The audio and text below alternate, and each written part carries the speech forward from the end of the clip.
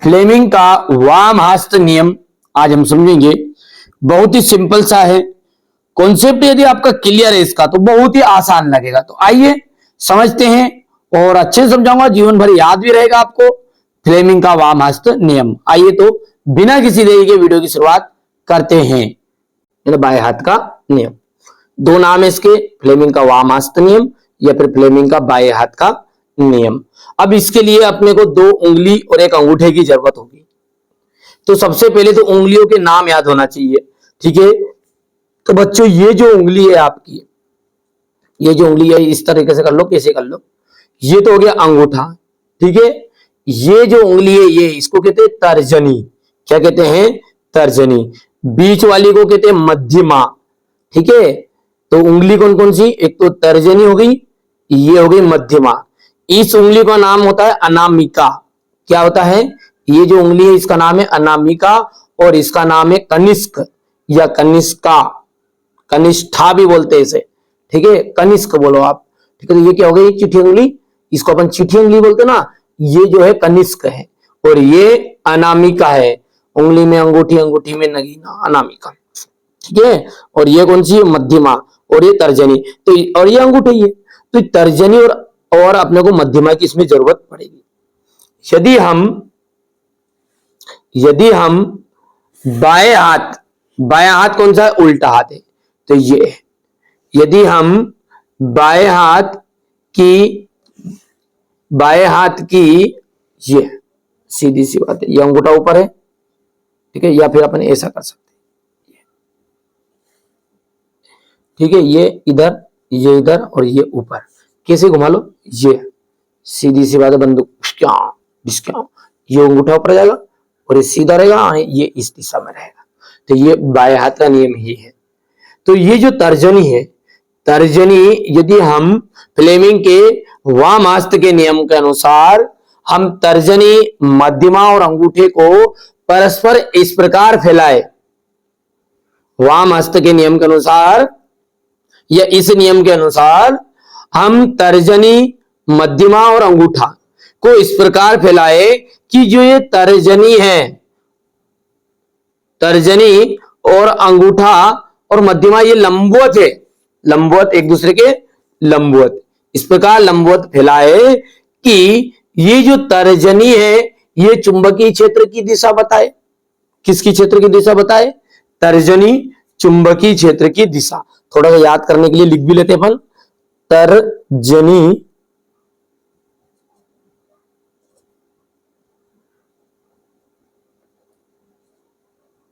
तर्जनी जो है वो किसकी दिशा बताए? चुंबकीय क्षेत्र की दिशा, चुंबकीय क्षेत्र की दिशा है।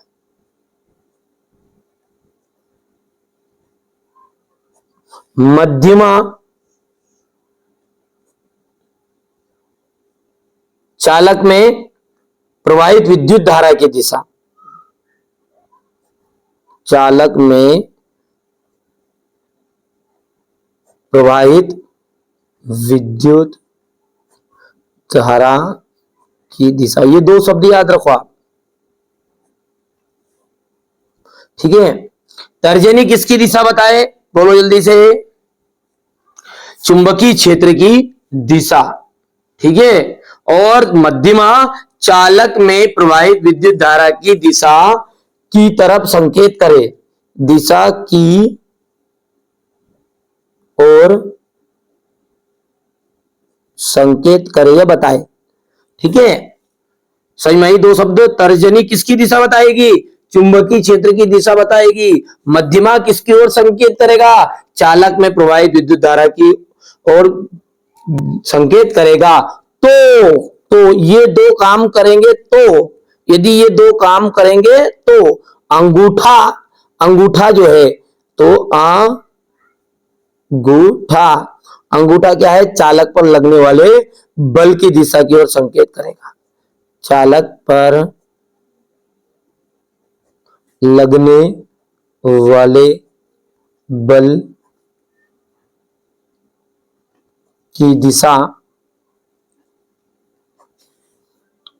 की ओर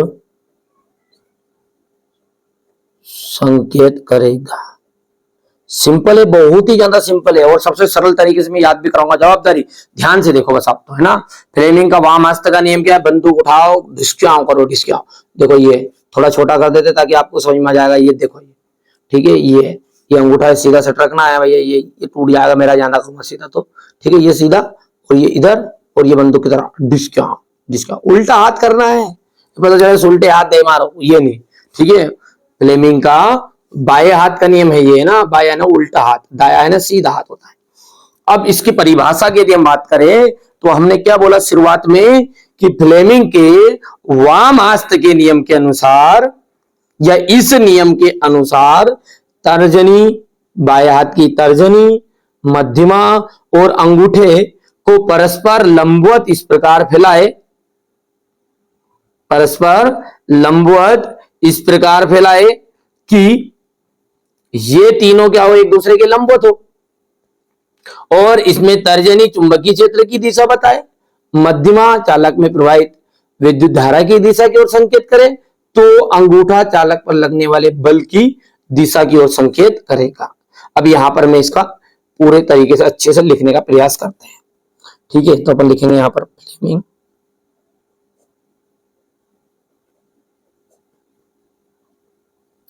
का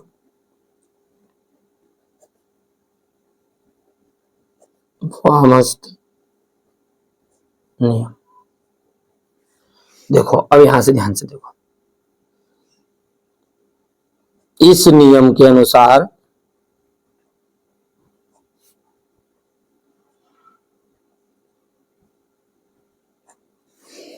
यदि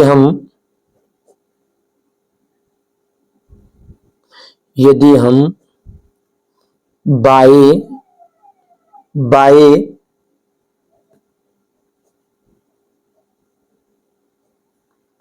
हाथ की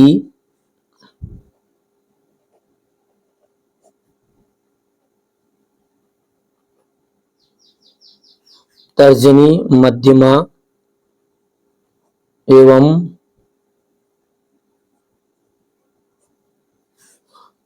तर्जनी, मध्यमा एवं अंगूठे को इस प्रकार फैलाए, इस प्रकार फैलाए कि ये तीनों क्या हो? एक दूसरे के लंबवत हो। इस प्रकार फैलाए कि ये तीनों एक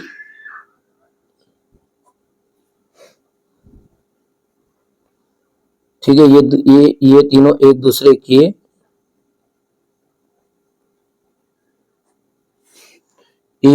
के लंबवत हो। ये समझ में आया इतना कि इस नियम के अनुसार हम बाएं हाथ की तर्जनी, मध्यमा और अंगूठे को इस प्रकार फैलाए कि ये तीनों एक दूसरे के लंबवत हो, तथा यदि, अब लाइन लिखो अपनी, यो तर्जनी चुंबकीय क्षेत्र की दिशा बताए,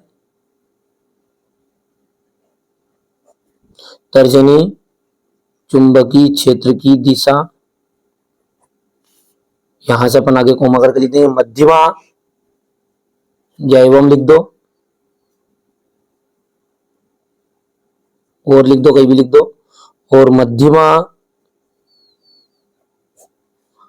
किसकी दिशा बताएगी? मध्यमा ये यहां से अपन ने पढ़ लिया, जो मध्यमा चालक में प्रवाहित विद्युत धारा की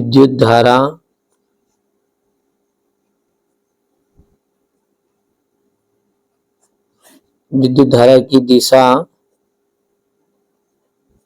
की ओर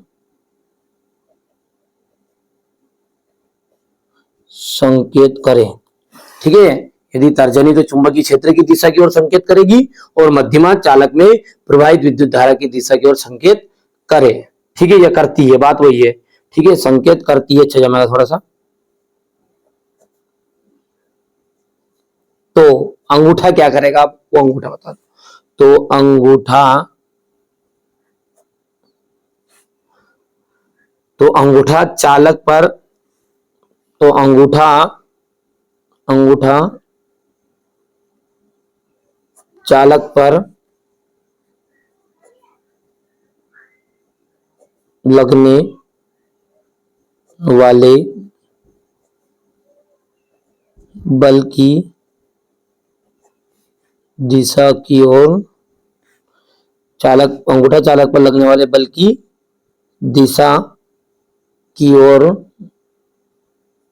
संकेत करेगा।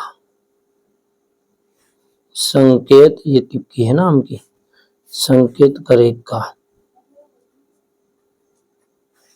ठीक है भैया। तो हम क्या कह सकते हैं फ्लेमिंग के वाम हस्त का नियम, कि यदि इस नियम के अनुसार यदि हम बाएं हाथ की तर्जनी, मध्यमा एवं अंगूठे को इस प्रकार फैलाए कि ये तीनों एक दूसरे के लंबवत हो। अब तो यहां से अपने जो 3 शब्द थे, इस 3 शब्दों को याद करो। देखो बड़ा मत देखो, आराम से शांति से करोगे तो सारी चीज समझ में आएगी। तो तर्जनी चुंबकीय क्षेत्र की दिशा, मध्यमा चालक में प्रवाहित विद्युत धारा की दिशा की ओर संकेत करती है, तो अंगूठा चालक पर लगने वाले बल की दिशा की ओर संकेत करेगा। यही क्या है, फ्लेमिंग के वाम हस्त का नियम है। अब यहीं पर लिख सकते हैं, इसे ही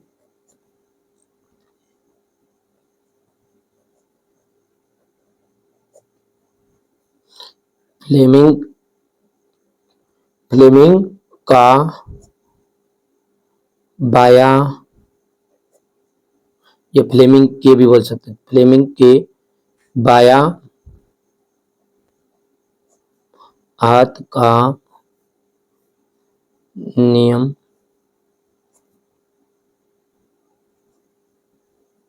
वाम हस्त का नियम कहते हैं। सिंपल सी बात है, समझ में आ गई, इतनी सारी चीजें नहीं आई। ठीक है, आराम से करो, कोई दिक्कत नहीं है। चलिए अब आगे बढ़